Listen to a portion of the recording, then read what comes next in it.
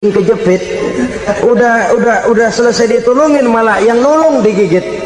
Saudara hadirin yang saya hormati, kepada orang-orang kafir kita harus berakhlak, menghormati mereka, tidak memaksakan satu keyakinan dalam batas-batas yang ditolerir oleh agama, yaitu pada masalah-masalah sosial dan muamalah. Itu kepada non muslim, apalagi kepada sesama muslim. Baik akhlak kepada orang tua, akhlak kepada guru, akhlak kepada jiran atau tetangga, itu semua termasuk dalam akhlak kepada sesama manusia. Akhlak kita kepada orang tua, kadang-kadang kita orang timur ini ketularan orang barat. Engkongnya dianggap CS, salaman main kedet aja halokong, engkongnya behalo di bengong. Saudara-saudara kaum muslimin rahimakumullah, akhlak yang tua kepada yang muda, akhlak yang muda kepada yang tua, kepada jiran dan tetangga, kepada sanak famili dan handai tolan, pendeknya kepada sesama muslim. Tetangga ada haknya, ada hak tetangga yang kalau kita berakhlak itu harus dipenuhi. Contoh kecil, kalau saya beli radio, itu saya dong boleh berpikir, ini radio saya beli pakai uang saya setel di rumah saya, sekeras-kerasnya ada apa sama orang lain? Radio gua, yang beli gua pakai duit gua, gue setel di rumah gue, ada urusan apa sama orang lain? Itu kalau menurut saya. Tapi tetangga sebelah saya kan bisa juga ngomong begitu. Mata gue yang ngantuk, gue tidur di rumah gue, kenapa suara radio lu masuk kemari? Ketika itulah lalu kebebasan saya nyetel radio dibatasi oleh kebebasan tetangga saya yang mau tidur. Ini sudah akhlak namanya. Umpamanya lagi ada Nabi ajarkan, iza tobakhta maraqatan fa'akthir ma'aha wa ta'ahad jiranaka. Kalau kamu masak sayur, banyakin kuahnya, bagiin tetangga kamu. Bukan bagiannya itu yang jadi soal, tapi akhlak kepada tetangga. Udah tahu tetangganya kelaparan, diseksa, goreng ikan asin, se-RW baunya ngayap, kembang kempis orang nungguin. Saudara hadirin ma'asyiral muslimin rahimakumullah. Jadi dengan demikian, kalau sudah kembali kepada orang-orang yang nilai imannya sama dengan kita, apapun organisasinya, apapun baju yang mereka pakai, kaos yang mereka pakai, jaket yang mereka pakai, kalau sudah seakidah, seiman, jaga akhlak kita. Pendapat boleh berbeda, kaos boleh tidak sama, jaket boleh beraneka warna, bendera boleh beragam-ragam, tapi ukhuwah Islamiyah ini utamakan. Adalah lebih baik mencari persamaan dalam kehidupan dan bukan memperbesar perbedaan. Hanyalah dengan mengembangkan nilai-nilai akhlak semacam ini, toleransi tidak hanya diperlukan kepada yang non-muslim, kepada sesama muslim pun toleransi. Artinya apa? Jangan memponis amalan orang lain. Yang usolli, yang tidak usolli, berjalanlah menurut keyakinannya masing-masing. Jangan lalu memponis, itu namanya nggak toleransi. Kamu nggak pakai usolli ya? Enggak. Brengsek. Kamu pakai usolli ya? Iya. Bid'ah. Lah dua-duanya kagak yang bener. Kalau yang sembahyang kagak bener, bagaimana yang kagak sembahyang? Apa itu yang bener? Toleransi, setuju dengan perbedaan pendapat, jangan memponis amalan orang lain, karena kita hanya beramal, hak menerima adalah Allah subhanahu wa ta'ala. Jangan sebentar-bentar mencap bid'ah dolalah, finnar, neraka. Kayaknya neraka kapling orang tuanya kali. Gampang bener masukin orang ke neraka. Kita kadang-kadang bisa toleransi dengan orang luar, tapi kepada sesama muslim toleransi tidak sanggup kita adakan. Mengklaim merasa kita yang benar, orang lain salah semua, itu tidak toleransi namanya. Mentang-mentang jadi ustadz nih, satu-satunya ustadz di sini ya, Semuanya mesti ngaji kemari. Kalau nggak ngaji kemari Islamnya kurang tapi bener. Toleransi. Saudara-saudara kaum muslimin rahimakumullah, lapang dada menghargai orang yang berbeda pendapat, apalagi kalau perbedaan pendapat itu menyangkut hal-hal yang tidak prinsipil, menyangkut hal-hal yang sekunder dalam kehidupan beragama, menyangkut masalah-masalah yang dalam bahasa fikih disebut soal-soal furu'iyah. Tidak usah menyebabkan kita bersih tegang. Kepala sama hitam pendapat boleh berbeda dan halal. Bahkan Nabi mengatakan ikhtilafu ummati rahmatun, perbedaan pendapat di kalangan umatku bahkan menjadi rahmah, sepanjang perbedaan pendapat itu diiringi dengan rasa toleransi. Tapi kalau sudah main baku hantam, main klaim, memponis orang lain, akhirnya timbullah keretakan. Jangan heran kadang-kadang satu masjid dua kelir. Ya soal kelir boleh kelar-kelir, boleh kelar-kelir, tapi kalau harus terlalu mencolok menyebabkan timbulnya keretakan, saya kira yang akan turun bukan lagi rahmah tapi bala. Bala akan menimpa kita, jatuh kita menjadi umat yang lemah. Oleh karena di antara kita sendiri, sesama kita tidak pandai bertoleransi, tidak lapang dada. Ada anak muda kelihatannya mau majuan dikit, yang tua curiga. Nih kalau dia maju pasaran gua bangkrut dong nih. Lalu ditekan tuh anak ditekan melejit.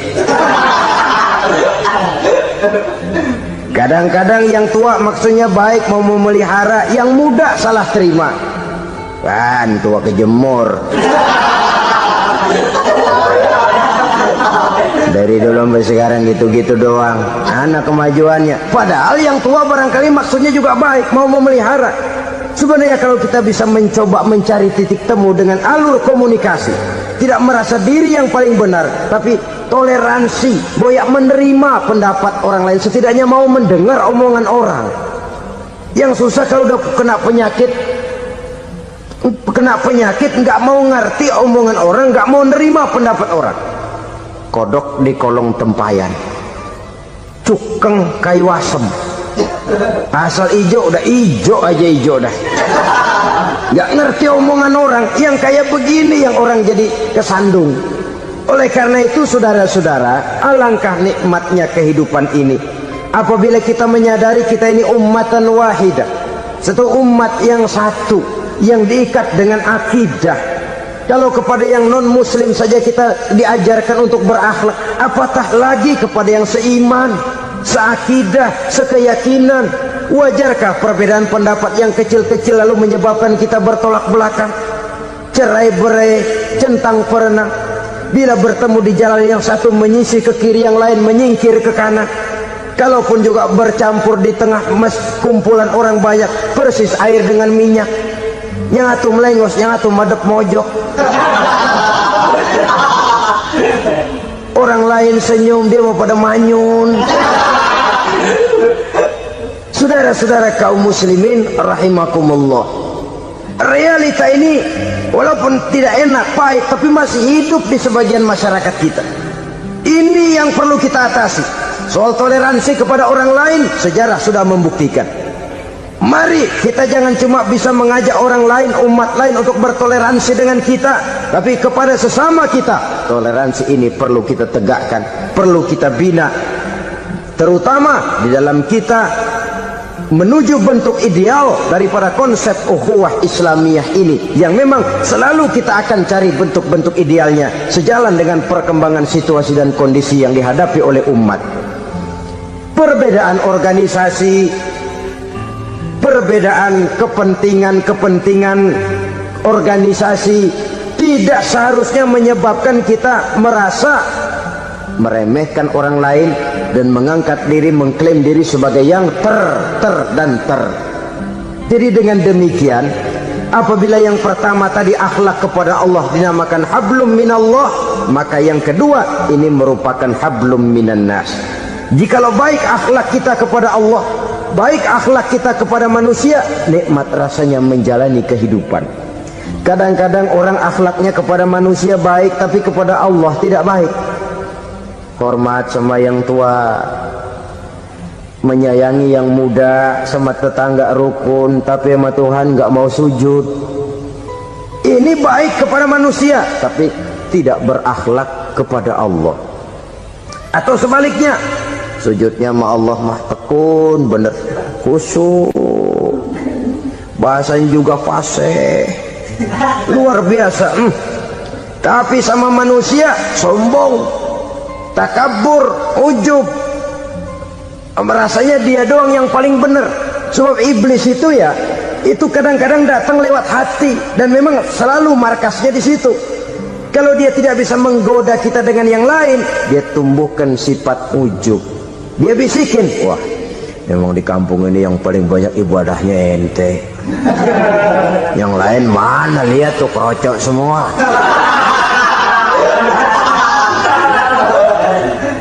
Lalu di hati orang itu tertanam sifat iya ya. Nah tatkala iya ya, dia sudah terkena serangan iblis. Akhirnya apa? Orang lain diremehin. Asalnya nggak mau sembahyang aja diajak salaman dan najis aja dah. Ketemu juga mukanya ditekuk 4. Akhirnya bukan ngajak malah ngenyek, ngina. Lah orang dihina makin jauh, makin tidak tersentuh. Bukan cara itu yang diajarkan oleh Rasul. Bahwa orang tidak mau sholat, tugas kita mengajak. Soal dia tidak sholat, itu dosa dia kepada Allah. Saudara-saudara kaum muslimin, ujub disuntikkan oleh iblis ke dalam hati kita. Sujudnya kepada Allah benar, tapi akhlaknya kepada sesama manusia merasa paling benar sendirian, merasa orang lain salah semua. Pokoknya kalau di luar lingkungannya udah kagak bener aja udah bahaya. Saudara-saudara, ini juga penyakit yang disuntikan oleh iblis. Sebab iblis itu tipu dayanya luar biasa, strateginya lihai. Makin tinggi kualitas iman, ya makin berat upaya iblis untuk menjerumuskan kita. Karenanya saya mengajak, marilah kita bertoleransi, baik kepada non muslim, lebih-lebih lagi kepada sesama muslim yang kebetulan berbeda baju, berbeda kaos, berbeda organisasi, lain bendera yang dibawanya. Tapi toleransi mari kita canangkan. Kita terikat oleh ukhuwah Islamiyah. 2. Yang ketiga, akhlak manusia kepada makhluk Allah lainnya di luar manusia. Saudara-saudara, dengan berakhlak kepada Allah, berakhlak kepada sesama manusia, berakhlak kepada makhluk Allah di luar manusia, baik flora maupun fauna, maka mudah-mudahan akan terciptalah satu ekosistem, satu lingkungan hidup yang membuat kita nikmat menjalani kehidupan ini. Rezeki dari Allah. Caranya saya kerja. Kerja itu cara, rezeki itu dari Allah datangnya. Bukankah di zaman sekarang kita sering terpleset? Ini merupakan cerminan dari rapuhnya akhlak kita kepada Allah Subhanahu wa ta'ala. Karena usaha saya memang, karena saya peras keringat banting tulang, tentu. Tapi sadarkah kita bahwa sepanjang yang bisa kita lakukan cuma berusaha, peras keringat banting tulang, pergi pagi pulang sore? Tapi bisakah kita memastikan hasil usaha kita? Apalagi yang paling dekat, misalnya saja yang sungguh-sungguh di luar jangkauan kemampuan kita, soal rezeki, soal jodoh, soal maut. Kitakah yang mengatur? Kitakah yang menentukan? Subhanallah. Manusia sungguh tidak berdaya menghadapi 3 hal paling pokok ini. Rezeki, kita cuma bekerja. Kitakah yang menentukan? Tidak. Kita berusaha saja, rezeki belum pasti dapat. Apalagi kalau kita tidak berusaha. Jangan terjebak dalam fatalisme. Belum perang udah nyerah. Emang dasar rezeki datangnya dari Tuhan, gak usah kerja, dan ntar juga kalau dia datang. Dari mana datangnya? Kerja saja belum tentu dapat rezeki, apalagi kalau tidak kerja. Yang jelas usaha perlu, kepastian itu urusan Allah. Ini akhlak kepada Allah Subhanahu wa ta'ala. Jodoh juga begitu. Kita berusaha, kita berupaya, Allah menghendaki lain jadinya. Maut juga begitu. Siapa sih yang pengen ngadepi maut? Siapa sih yang pengen mati? Siapa sih yang pengen ketemu malaikat Israel? Tidak seorang pun kalau ditanya, kecuali mereka yang putus asa ya. Kalau otaknya masih normal, mau mati mesti belakangan dulu udah dikit. Tapi yang satu itu saudara, kalau dia sudah datang, tenaga mana yang bisa menolak? Kalau dia sudah berkunjung, kekuatan mana yang bisa menghindar? Kalau dia sudah ingin bertemu, kemana kita bisa melarikan diri? Manusia sepanjang yang dia lakukan hanya berusaha, tapi kepastian, ketentuan dari Allah Subhanahu wa ta'ala. Orang yang kufur nikmat, nutupin Allah. Dia merasa rezekinya adalah mutlak peras keringatnya, seolah-olah Allah nggak punya peranan apa-apa di situ. Oh, ini kan saya bisa rumah begini karena saya kerja keras. Oh, ini mobil saya begini saya kerja keras. Peras keringat banting tulang keras.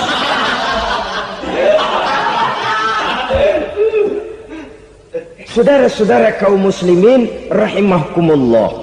Jadi menutup-nutupi Allah. Akibatnya nanti kalau dia berhasil, Allah ketutupan. Kalau dia gagal, orang lain dicaci maki, dicari kambing hitam. Yang kambing hitam kan mahal. Karena orang sering cari-cari kambing hitam. Jarang orang mau jujur kalau bertemu kesulitan lalu mencari sebab pada dirinya sendiri. Yang paling enak ya nyalain orang. Lo begitu. Orang lain yang paling enak kita salahin. Au ya'malu fi mukhalafatil mun'im, atau dia melakukan sesuatu yang tidak sesuai dengan kehendak yang memberikannya nikmat. Diberikan kita tangan, mulut sih nggak berhenti, terima kasih Tuhan, alhamdulillah saya dikasih tangan. Cuma nih tangan enteng mat nabokin orang mulu. Itu sudah mukhalafatul mun'im, bertentangan dengan kehendak yang memberikan nikmat. Diberikan harta, mulutnya mah basah, terima kasih Tuhan, alhamdulillah dikasih harta, tapi pelitnya minta ampun, kikir koret medit. Ini juga termasuk kufur nikmat, mempergunakan suatu nikmat bertentangan dengan kehendak daripada yang memberikan nikmat itu sendiri. Saudara-saudara kaum muslimin rahimakumullah, oleh karenanya kufur iman memang lebih bahaya daripada kufur nikmat. Tapi jangan lupa, kufur nikmat bisa menyeret orang kepada kufur iman. Nah kalau Allah udah dialingin, Tuhan sudah dinomor duain, lama-lama kenapa dia tidak mendewakan dirinya sendiri, mendewakan pangkatnya, mendewa-dewakan otaknya, mendewa-dewakan kemampuannya? Pada awalnya dia memang cuma kufur nikmat, tapi lambat laun kalau ini tidak diobati secara pasti, orang akan mengarah kepada kufur iman. Bisa berbentuk syirik, bisa berbentuk nifak, bisa berbentuk riddah. Saudara-saudara, oleh karena itu menjaga akhlak kepada Allah mutlak penting. Sebab apa? Kita tidak berakhlak kepada manusia saja, kita dikucilkan dari pergaulan. Kalau kita tidak berakhlak kepada Allah, dikucilkan oleh Allah. Hadis qudsi menyatakan, man lam yashkur ala na'ma'i wa lam yasbir ala bala'i falyakhruj min tahtis sama'i falyatlub rabban siwaya. Kata Allah, siapa orang yang tidak mau bersyukur terhadap nikmat yang aku berikan kepadanya dan tidak mau sabar terhadap ujian yang aku berikan kepadanya, falyakhruj min tahtis sama'i, persilakan saja keluar dari kolong langitku, waliyatlub rabban siwaya, tolong cari Tuhan lain selain daripada aku. Murka Allah, diusir, cuman gak kedengeran aja. Siapa yang tidak mau syukur terhadap nikmatku, siapa yang tidak mau sabar terhadap ujian yang aku berikan kepadanya, persilakan keluar dari kolong langitku ini, cari Tuhan lain selain aku. Langit Tuhan yang punya, Tuhan kita lawan, diusir dari kolong langit, mau pindah ke kolong mana?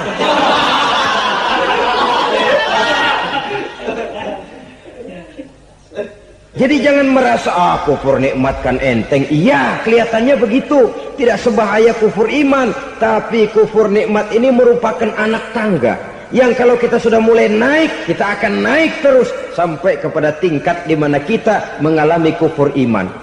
Kalau sudah ke sana, maka akhlak kita kepada Allah terkenalah erosi, terkena polusi, hancur akhlak kepada Allah, dan itulah sumber kesengsaraan abadi. Kalau cuma kita tidak berakhlak kepada manusia, barangkali resikonya cuma kehidupan di dunia ini. Mungkin juga ada kehidupan akhirat. Tapi kalau sudah tidak berakhlak kepada Allah, dunia akhirat kita rugi dan celaka. Maka pada kesempatan ini saya mengajak, marilah jaga baik-baik akhlak kita kepada Allah. Satu kali kita bertauhid, sampai mati kita bertauhid. Satu kali la ilaha illallah, jangan tergelincir lagi kita keluar daripada kalimat itu.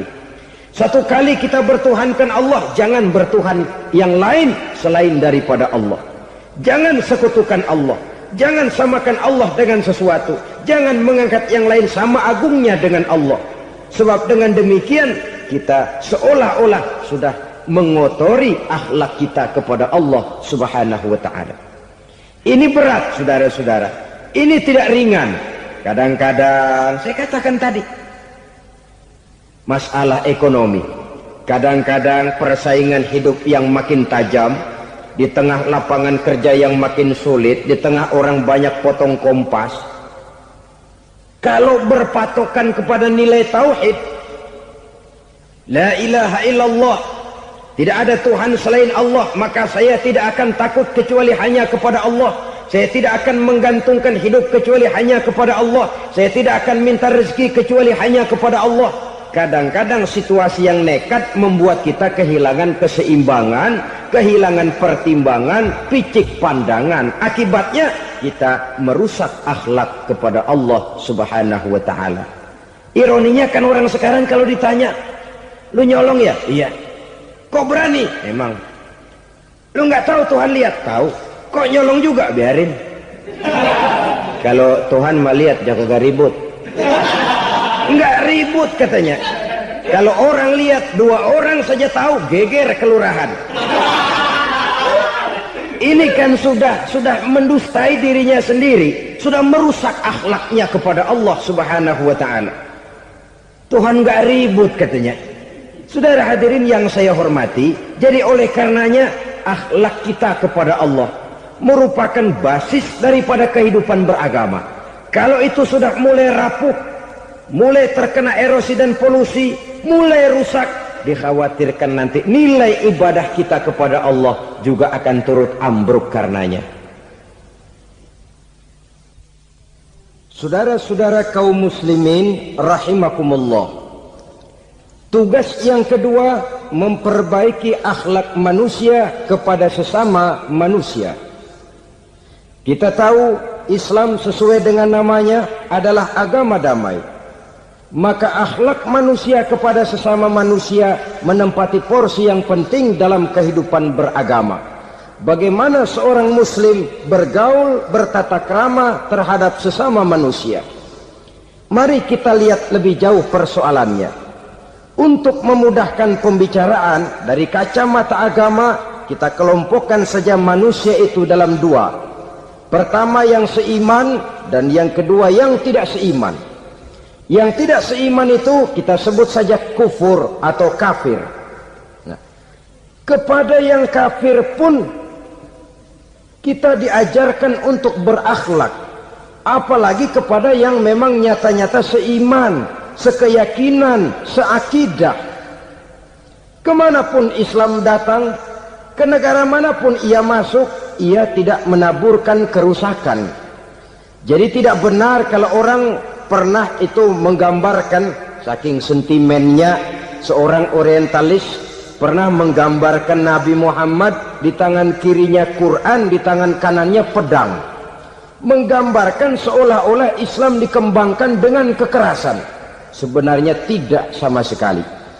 Kalau Walaupun dalam sejarah perkembangan Islam pernah terjadi perang, maka perang dalam Islam sesungguhnya apabila kita amati sejarahnya bukan untuk memaksakan agama, karena memang agama tidak bisa dipaksakan, tetapi justru untuk mempertahankan agama dari segala macam hambatan, rintangan, hinaan dan fitnahan. Tapi kemanapun yang jelas Islam masuk, dia tidak pernah membuat kekacauan, kerusuhan ataupun penghancuran.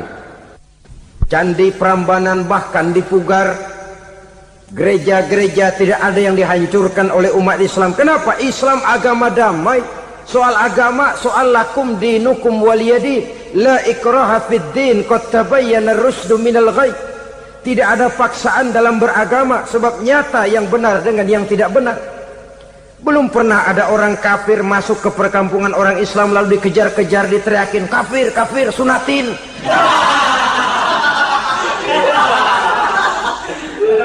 Belum pernah. Kenapa? Islam menghormati orang lain agama. Nah, yang kafir ini macam-macam, saudara. Ada kafir harbi. Nah, ini kafir kerok.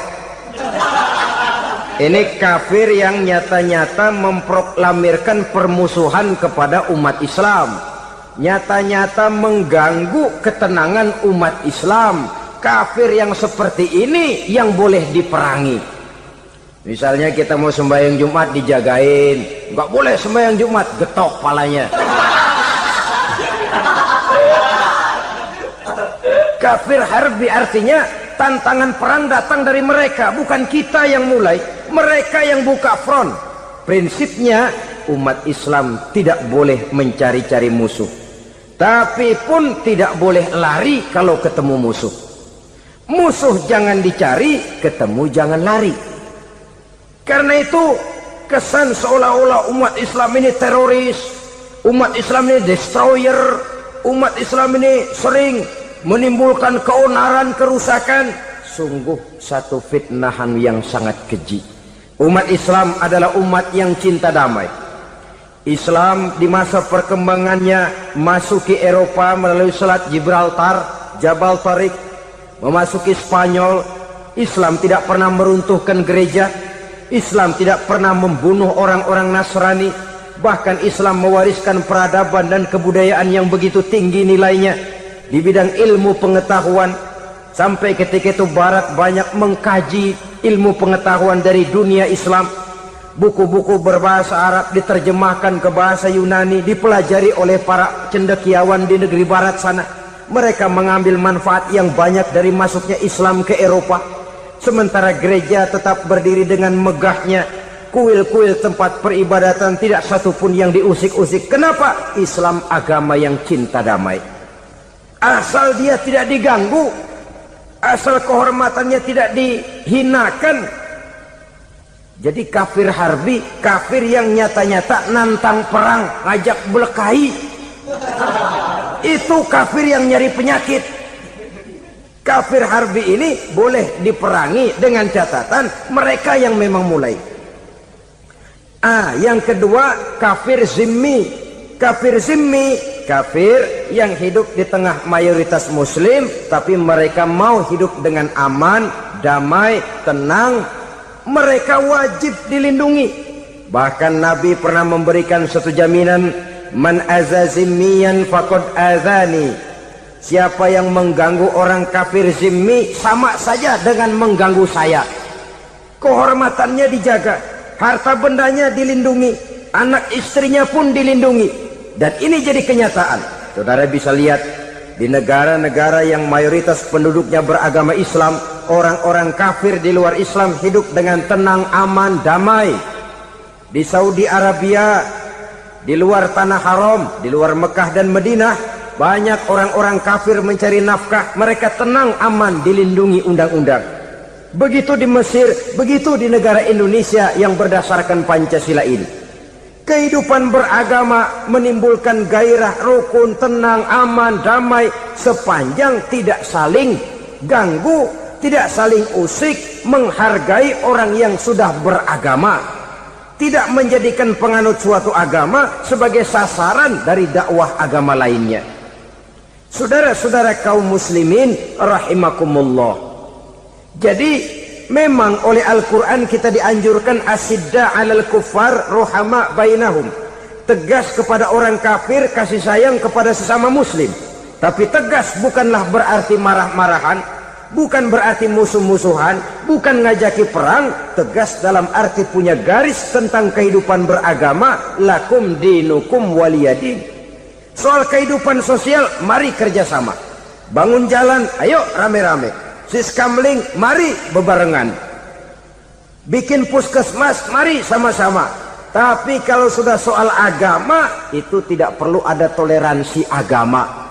Yang perlu toleransi antar umat beragama. Kalau umatnya mau kerjasama silakan, tapi tidak menyangkut soal ibadah.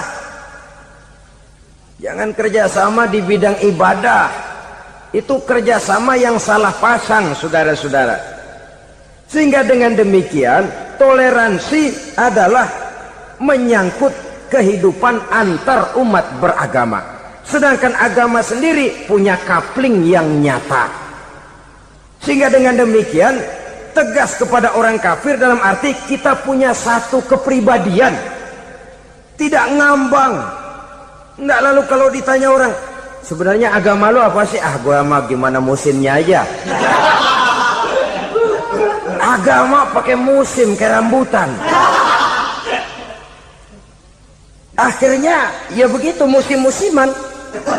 Ke masjid kelihatan, ke gereja hayo, ke candi nongol, ke apa? Bingung malaikat bagaimana nyatetnya nih bocah ini. Di mana aja ada. Kita punya satu kepribadian. Saya muslim dan garis saya ini, lakum dinukum waliyadin. Bagi Tuhan persilakan agama Tuhan, bagi kami agama kami. Kami hormati Tuhan, Tuhan hormat kepada kami. Tapi soal agama, kaplingnya jelas. Kerjasama, mari urusan muamalah, bidang sosial. Yuk kita siskamling sama-sama dengan orang lain agama. Mari jaga kerukunan, kesatuan, persatuan, kekompakan. Perbaiki jalan yang rusak, mari sama-sama. Mendandani jembatan yang runtuh, mari sama-sama. Tapi sembahyang, kaplingnya lain-lain. Sebab Nabi juga dulu pernah ditawarkan begitu loh sama kafir jahiliyah dulu, Quraisy itu. Sudah Muhammad, sekarang begini saja, kita join aja daripada marah-marahan. Hari ini saya oke, menyembah Tuhanmu Allah. Besok gantian kamu menyembah Tuhan kita, Latta, Uzza, Manat dan Hubal. Turun, qul ya ayyuhal kafirun la a'budu ma ta'budun. Soal ibadah kaplingnya jelas, tidak boleh dicampur adukkan. Sebab kalau tidak, kita akan mulai kehilangan identitas diri. Dan disitulah krisis kehidupan keyakinan beragama dimulai. Dari krisis identitas. Hujan gede kan mulainya gerimis dulu. Di mana-mana ya gerimis dulu. Gerimis makin lama makin gede. Kita akan mulai dengan kehilangan identitas diri. Dari sana nanti kita malu mengakui keislaman kita. Kalau orang Islam malu mengakui keislamannya, ini kan ironi, menyedihkan. Ngakui Islamnya saja malu. Menonjolkan keislamannya malu, tidak ada rasa bangga beragama. Padahal ini modal dasar. Hanyalah dengan rasa bangga beragama kita lalu konsekuen. Bangga yang tidak konsekuen, wah pokoknya kan gua kan Islam, agama yang paling benar. Tapi hidupnya sendiri jauh dari tuntunan Islam, itu bangga yang tidak beralasan. Maka di zaman sekarang akhlak kita kepada Allah sering kena erosi, sering kena polusi. Mungkin karena sulitnya lapangan kerja, tingginya tensi ekonomi, persaingan hidup yang makin tajam, sulitnya mencari lapangan kerja, orang kadang-kadang nekat. Sedikit pertimbangan picik, pandangan, mudah melakukan potong kompas. Sehingga terjadilah perbuatan-perbuatan yang memelencengkan akhlak kita kepada Allah Subhanahu wa ta'ala. Kadang-kadang terjebak mempercayai selain daripada Allah. Kadang-kadang terjebak di dalam mengagungkan yang selain daripada Allah lebih dari yang seharusnya. terkenalah akhlak kita kepada Allah jaringan-jaringan erosi dan polusi. Kufur sebagai lawanan daripada tauhid merupakan sifat daripada orang yang tidak berakhlak kepada Allah. Bentuknya pertama bisa syirik. Syirik itu artinya meyakini ada Tuhan lain selain daripada Allah. Itu yang namanya syirik. Jadi percaya Tuhan ada, cuman Tuhannya kelebihan. Itu yang disebut syirik, dan itu merupakan cerminan dari akhlak yang rusak kepada Allah Subhanahu wa ta'ala. Berkeyakinan Tuhan lebih dari satu, berkeyakinan bahwa Tuhan itu beranak atau diperanakkan, atau mengagungkan sesuatu sama dengan Allah, atau menjadikan yang selain Allah sebagai tujuan akhir daripada perjalanan kehidupan ini, maka itu sudah terjebak kita dalam musyrik. Dan syirik satu dosa yang tidak berampun. Bahasa kasarnya, yang namanya syirik itu jenis bapak moyangnya dosa. Saudara-saudara, sebab itu saya pesan, kalau memang terpaksa, biasanya yang tinggal di kota-kota besar itu kalau tidak kepengen dosa kan susah. Kalau terpaksa harus bikin dosa, cari yang kecil-kecil saja, yang kira-kira taubatnya gampang. Umpamanya pulang sholat Jumat nukar sendal, umpama, yaitu jelas dosa. Tapi dosa yang taubatnya agak mudah. Jangan sampai terjebak ke dalam syirik, menyekutukan Allah. Kalau sudah menyekutukan Allah, Allah dimadu, murka benar Allah kepada kita. Innallaha la yaghfiru ayyushraka bih wa yaghfiru ma duna dzalika liman yasha. Allah tidak akan memberi ampun kepada orang yang menyekutukannya dengan sesuatu, tapi Allah mau mengampunkan dosa yang selain itu bagi orang yang dikehendakinya. Jadi orang-orang yang sudah terjebak syirik, menyekutukan Allah, meyakini ada Tuhan lain selain daripada Allah, meyakini Tuhan beranak atau diperanakkan, bagaimanapun baiknya mereka di dunia, bagaimanapun sosial jiwanya, bagaimanapun pemurah tangannya memberikan santunan dan pertolongan kepada orang lain, kalau sudah syirik, seluruh nilai kebaikannya akan tidak ada gunanya lagi, karena tidak ada tempat nilai kebaikan itu bergantung. Sedangkan kita berbuat baik agar diterima oleh Allah. Kalau Allahnya marah kepada kita, siapa yang akan menerima nilai kebaikan itu sendiri? Ini bentuk yang pertama. Yang nyata-nyata menyembah berhala, syirik. Yang nyata-nyata beriktikad Tuhan lebih dari satu, syirik. Atau yang tersamar. Yang tersamar itu yang sering jadi penyakit kita. Saya sejak ada perkutut ini di rumah, perkutut. Saudara-saudara, yang merusak akhlak kepada Allah, yang merusak tauhid setelah syirik, bisa juga berbentuk nifak. Nifak itu sifatnya, orang yang punya sifat nifak disebut munafik. Asal katanya dari nafakun. Nafakun itu satu lubang yang punya dua muka, seperti goa, ada tempat masuk, ada tempat keluar. Maka munafik orang yang punya dua muka. Kalau bahasa kita, pandai bermain minyak di atas air, manis jika berhadapan, balik belakang lain bicara. Sehingga apa yang dinamakan nifak, kata Imam Ali Al-Jurjani dalam kitab ta'rifatnya, izharul imanu bil lisan wa kitmanul kufri bil qalbi. Menyatakan, menampakkan iman dengan lidahnya, tapi menyembunyikan kekafiran dalam hatinya. Dengan kata lain, lidahnya mah iman, hatinya mah kafir.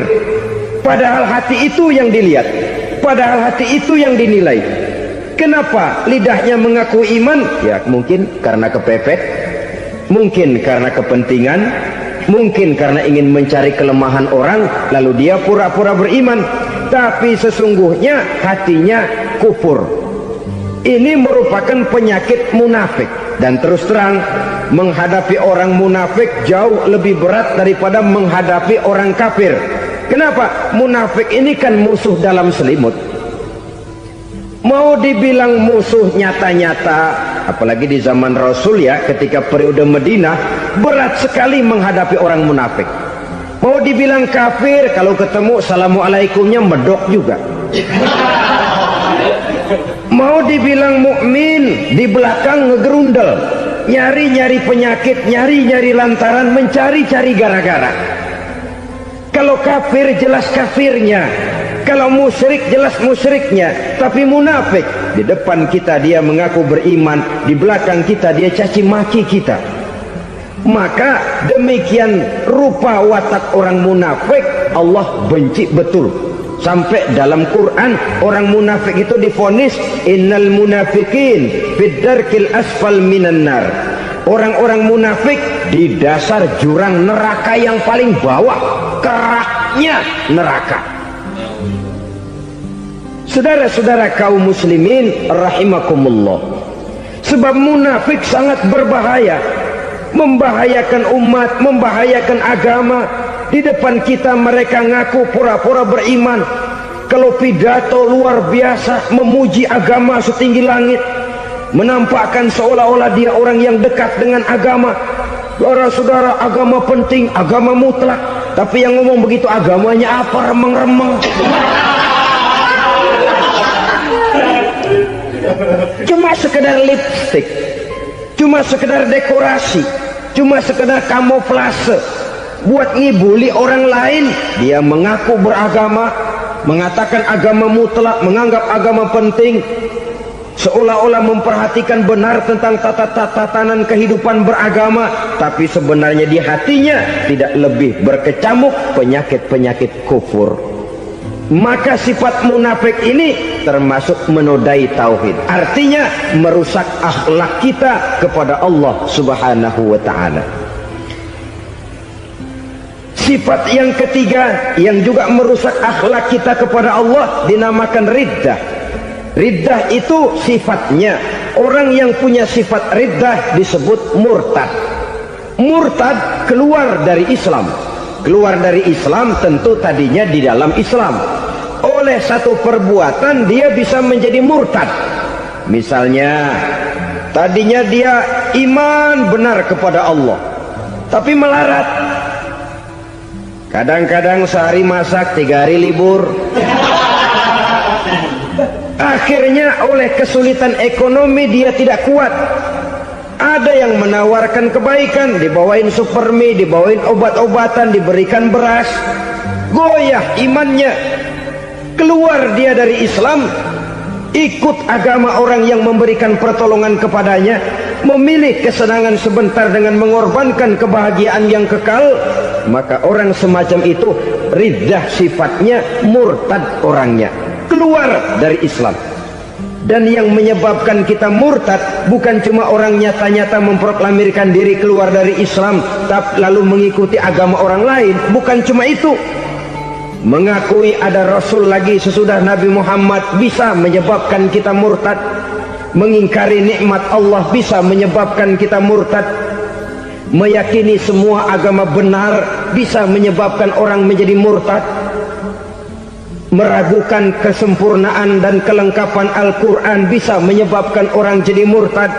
Mengingkari sunnah bisa menyebabkan orang menjadi murtad. Banyak hal-hal yang bisa mendatangkan penyakit riddah dan membuat pelakunya menjadi murtad. Dan ini menodai akhlak kita kepada Allah Subhanahu wa ta'ala. Itu tadi kufur iman, saudara-saudara. Nyata-nyata mengingkari Allah, baik dalam bentuk syirik, nifak ataupun riddah. Kufur yang kedua dinamakan kufur nikmat. Apa itu kufur nikmat? Sitru nikmatil mun'im au ya'malu fi mukhalafatil mun'im. Menutup-nutup nikmat Allah atau melakukan perbuatan yang menentang, bertentangan dengan kehendak yang memberikan nikmat.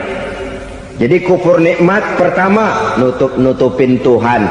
Tuhan jalingin. Duit lu banyak amat, dari mana? Gua kerja. Lalu kerjanya nomor satu.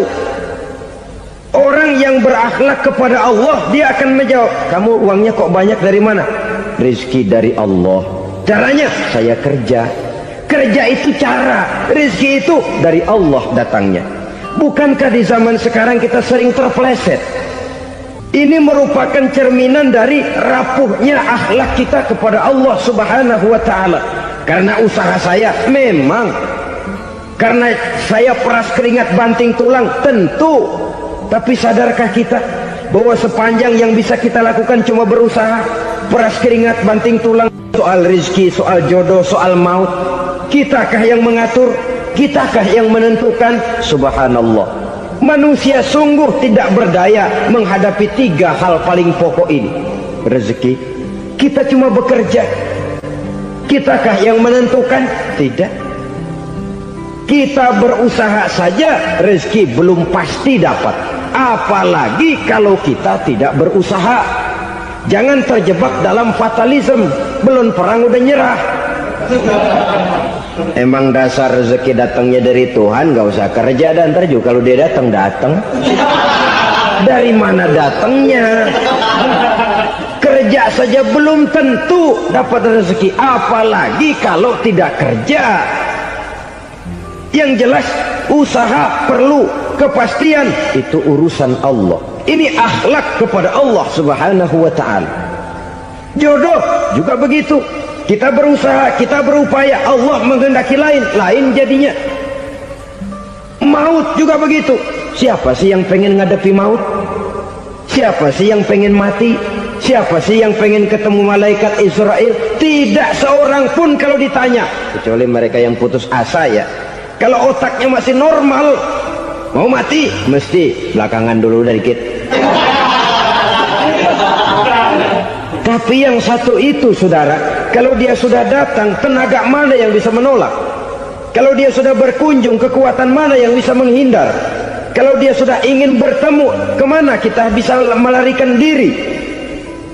Manusia sepanjang yang dia lakukan hanya berusaha, tapi kepastian, ketentuan dari Allah Subhanahu wa ta'ala. Orang yang kufur nikmat, nutupin Allah. Dia merasa rezekinya adalah mutlak peras keringatnya, seolah-olah Allah nggak punya peranan apa-apa di situ. Oh, ini kan saya bisa rumah begini karena saya kerja keras. Oh, ini mobil saya begini, saya kerja keras. Peras keringat banting tulang keras.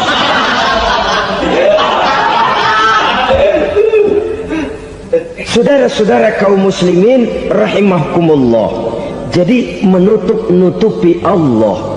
Akibatnya nanti kalau dia berhasil, Allah ketutupan. Kalau dia gagal, orang lain dicaci maki, dicari kambing hitam.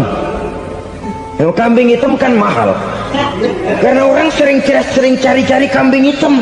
Jarang orang mau jujur kalau bertemu kesulitan lalu mencari sebab pada dirinya sendiri. Yang paling enak ya nyalain orang. Lo begitu. Orang lain yang paling enak kita salahin.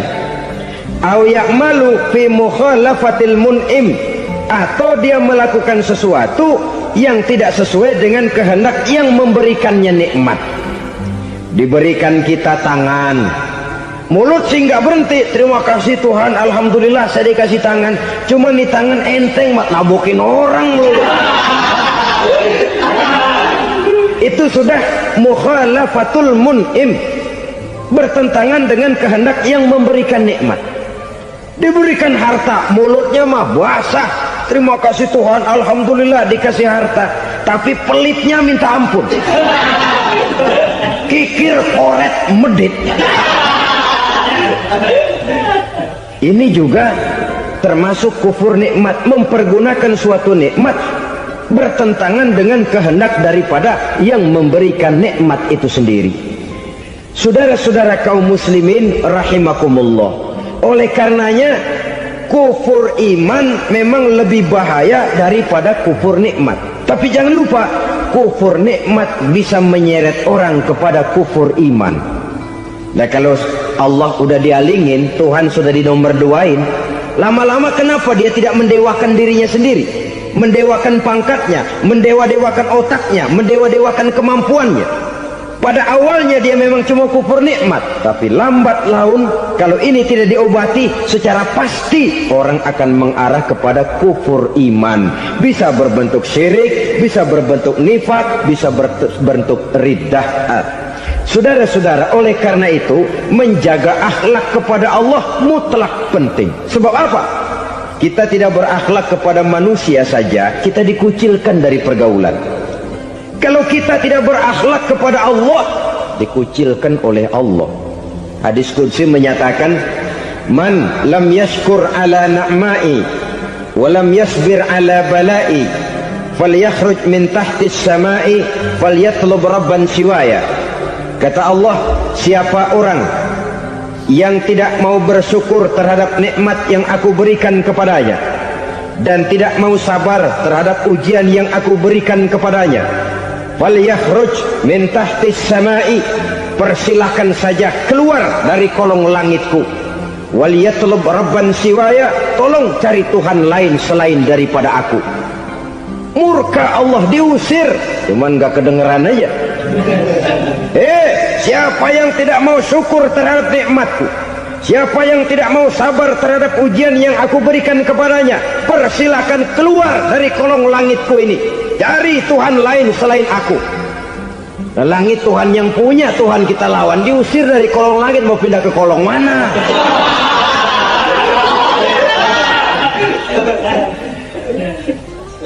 Jadi jangan merasa kufur nikmat kan enteng. Iya, kelihatannya begitu, tidak sebahaya kufur iman. Tapi kufur nikmat ini merupakan anak tangga yang kalau kita sudah mulai naik, kita akan naik terus sampai kepada tingkat di mana kita mengalami kufur iman. Kalau sudah ke sana, maka akhlak kita kepada Allah terkenalah erosi, terkena polusi, hancur akhlak kepada Allah, dan itulah sumber kesengsaraan abadi. Kalau cuma kita tidak berakhlak kepada manusia, barangkali resikonya cuma kehidupan di dunia ini. Mungkin juga ada kehidupan akhirat. Tapi kalau sudah tidak berakhlak kepada Allah, dunia akhirat kita rugi dan celaka. Maka pada kesempatan ini saya mengajak, marilah jaga baik-baik akhlak kita kepada Allah. Satu kali kita bertauhid, sampai mati kita bertauhid. Satu kali la ilaha illallah, jangan tergelincir lagi kita keluar daripada kalimat itu. Satu kali kita bertuhankan Allah, jangan bertuhan yang lain selain daripada Allah. Jangan sekutukan Allah, jangan samakan Allah dengan sesuatu, jangan mengangkat yang lain sama agungnya dengan Allah. Sebab dengan demikian kita seolah-olah sudah mengotori akhlak kita kepada Allah Subhanahu wa ta'ala. Saudara hadirin yang saya hormati, jadi oleh karenanya akhlak kita kepada Allah merupakan basis daripada kehidupan beragama. Kalau itu sudah mulai rapuh, mulai terkena erosi dan polusi, mulai rusak, dikhawatirkan nanti nilai ibadah kita kepada Allah juga akan turut ambruk karenanya. Saudara-saudara kaum muslimin rahimakumullah, tugas yang kedua, memperbaiki akhlak manusia kepada sesama manusia. Kita tahu Islam sesuai dengan namanya adalah agama damai. Maka akhlak manusia kepada sesama manusia menempati porsi yang penting dalam kehidupan beragama. Bagaimana seorang muslim bergaul, bertata krama terhadap sesama manusia. Mari kita lihat lebih jauh persoalannya.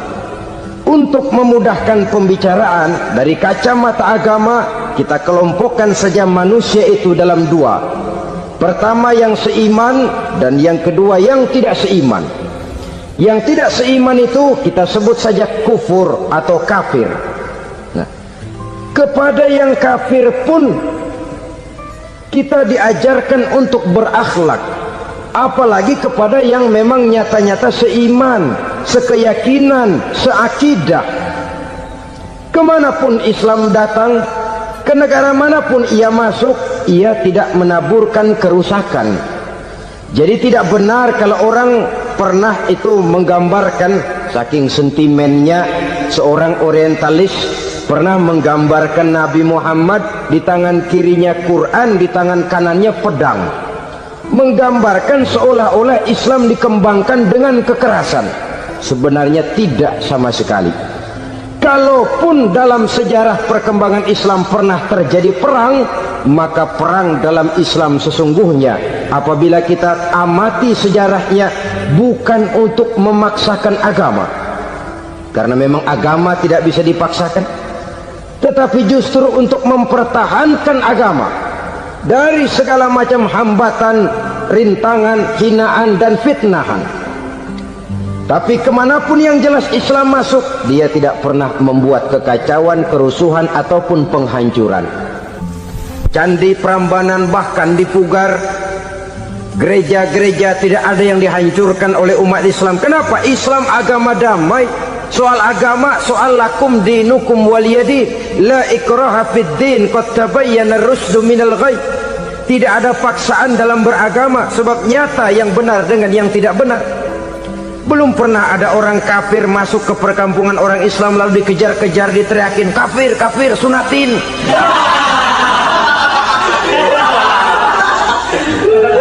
Belum pernah. Kenapa? Islam menghormati orang lain agama.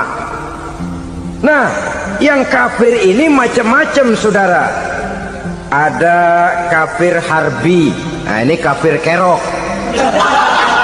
Ini kafir yang nyata-nyata memproklamirkan permusuhan kepada umat Islam, nyata-nyata mengganggu ketenangan umat Islam. Kafir yang seperti ini yang boleh diperangi. Misalnya kita mau sembahyang Jumat dijagain, nggak boleh sembahyang Jumat, getok palanya. Kafir harbi artinya tantangan perang datang dari mereka, bukan kita yang mulai, mereka yang buka front.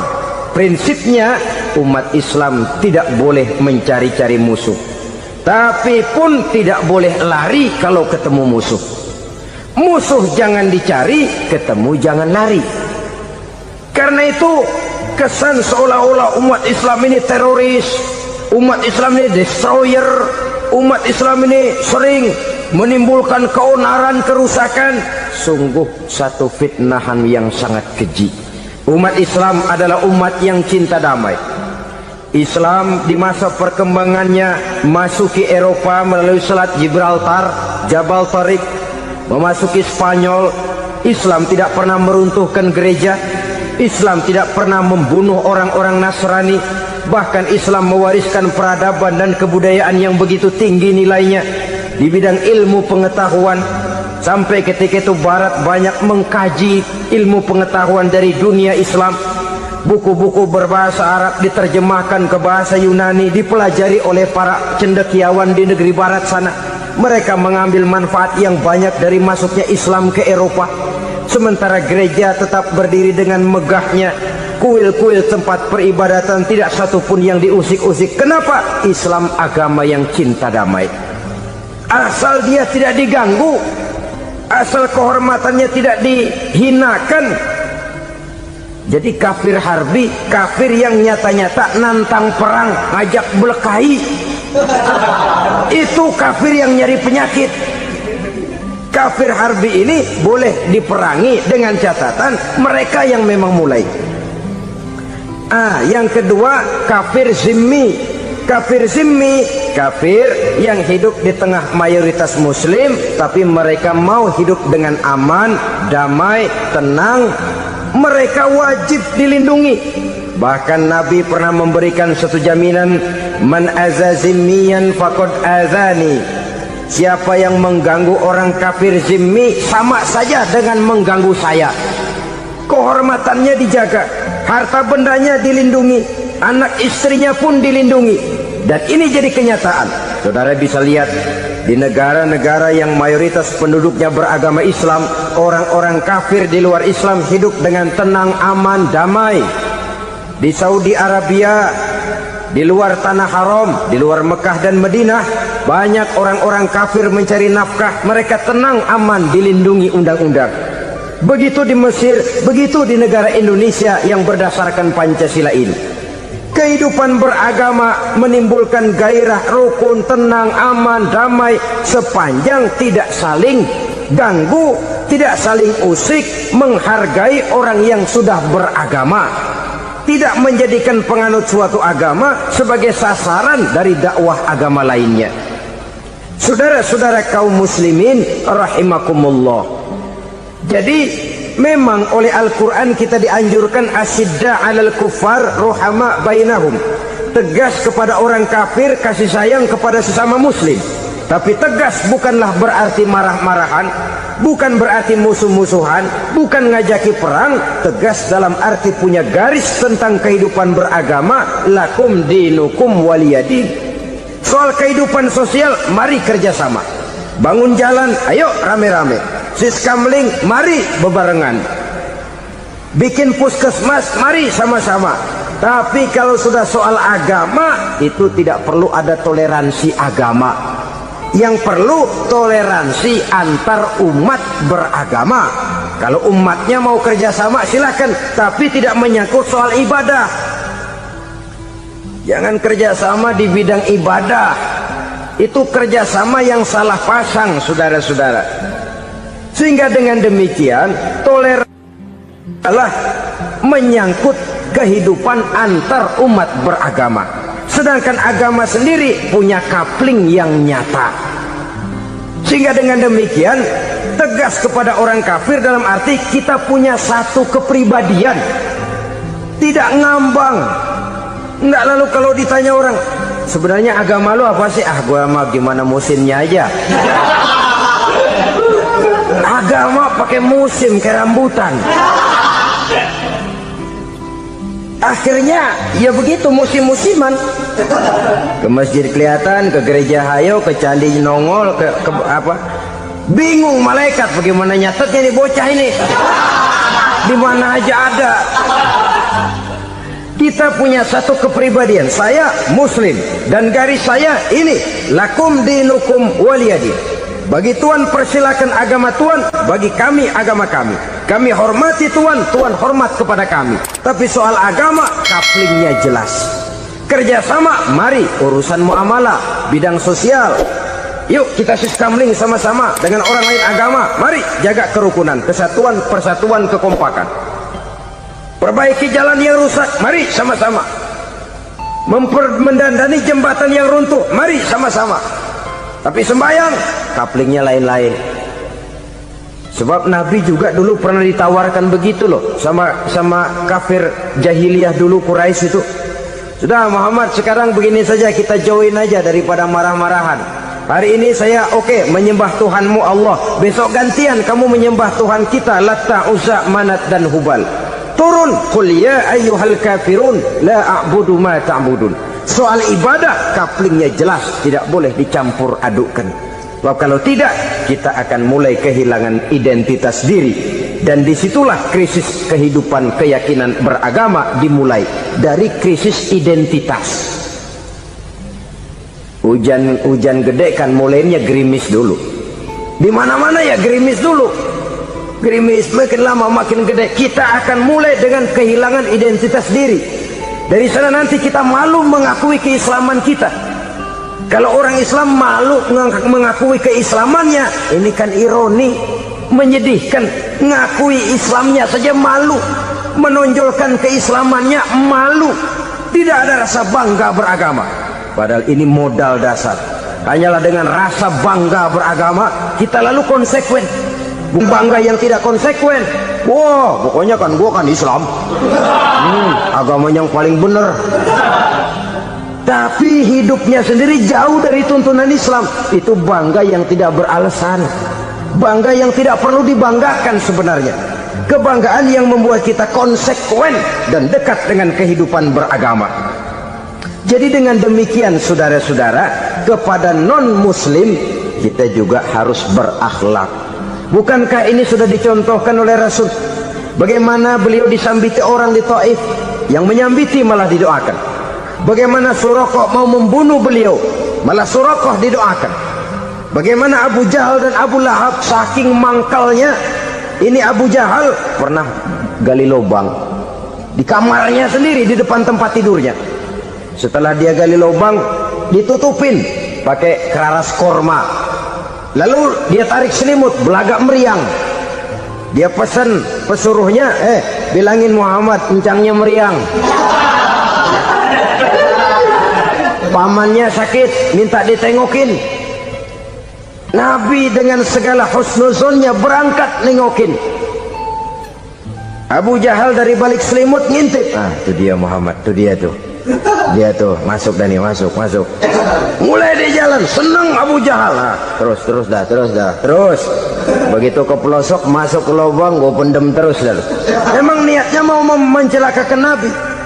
Sudah tinggal beberapa langkah lagi Nabi akan berjalan ke arah lubang itu. Malaikat Jibril ngasih tahu, Muhammad, Abu Jahal pamanmu cuma pura-pura sakit. Di depan tempat tidur itu ada lubang sudah dia gali untuk menjerumuskan kamu. Sudah, balik pulang. Balik badan Nabi. Sudah hampir mau melangkah, kakinya malah muter pulang. Abu Jahal yang lihat Nabi sudah hampir jatuh, nggak jadi, balik pulang. Lupa kalau lagi sakit. Udah Muhammad buruan sini. Ke pintu dia kejar, dia lupa sama lubang yang dia gali. Begitu dia kejar, dia yang ke pelosok masuk ke dalamnya.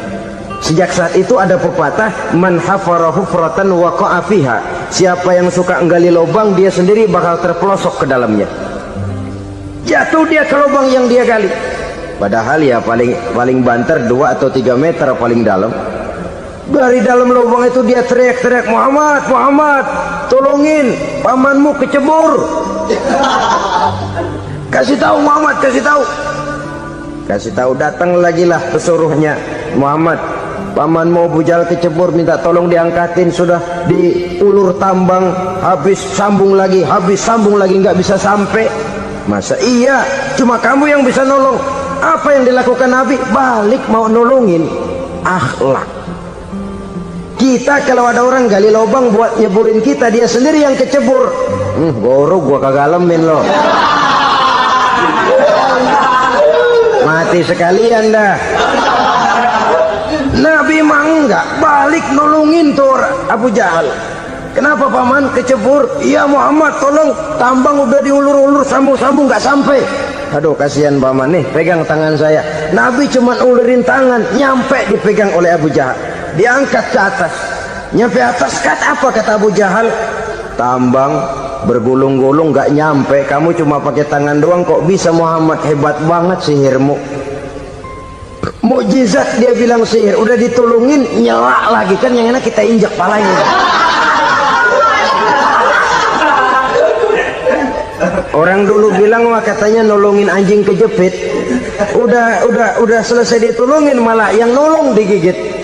Saudara hadirin yang saya hormati, kepada orang-orang kafir kita harus berakhlak, menghormati mereka, tidak memaksakan satu keyakinan dalam batas-batas yang ditolerir oleh agama, yaitu pada masalah-masalah sosial dan muamalah. Itu kepada non-muslim, apalagi kepada sesama muslim. Baik akhlak kepada orang tua, akhlak kepada guru, akhlak kepada jiran atau tetangga, itu semua termasuk dalam akhlak kepada sesama manusia. Akhlak kita kepada orang tua, kadang-kadang kita orang timur ini ketularan orang barat. Engkongnya dianggap CS, salaman main kedet aja halokong, engkongnya bahalo di bengong. Saudara-saudara kaum muslimin rahimakumullah, akhlak yang tua kepada yang muda, akhlak yang muda kepada yang tua, kepada jiran dan tetangga, kepada sanak famili dan handai tolan, pendeknya kepada sesama muslim. Tetangga ada haknya, ada hak tetangga yang kalau kita berakhlak itu harus dipenuhi. Contoh kecil, kalau saya beli radio, itu saya dong boleh berpikir, ini radio saya beli pakai uang saya setel di rumah saya, sekeras-kerasnya ada apa sama orang lain? Radio gua, yang beli gua pakai duit gua, gue setel di rumah gue, ada urusan apa sama orang lain? Itu kalau menurut saya. Tapi tetangga sebelah saya kan bisa juga ngomong begitu. Mata gue yang ngantuk, gue tidur di rumah gue, kenapa suara radio lu masuk kemari? Ketika itulah lalu kebebasan saya nyetel radio dibatasi oleh kebebasan tetangga saya yang mau tidur. Ini sudah akhlak namanya. Umpamanya lagi ada Nabi ajarkan, iza tobakhta maraqatan fa'akthir ma'aha wa ta'ahad jiranaka. Kalau kamu masak sayur, banyakin kuahnya, bagiin tetangga kamu. Bukan bagiannya itu yang jadi soal, tapi akhlak kepada tetangga. Udah tahu tetangganya kelaparan, diseksa, goreng ikan asin, se-RW baunya ngayap, kembang kempis orang nungguin. Saudara hadirin ma'asyiral muslimin rahimakumullah.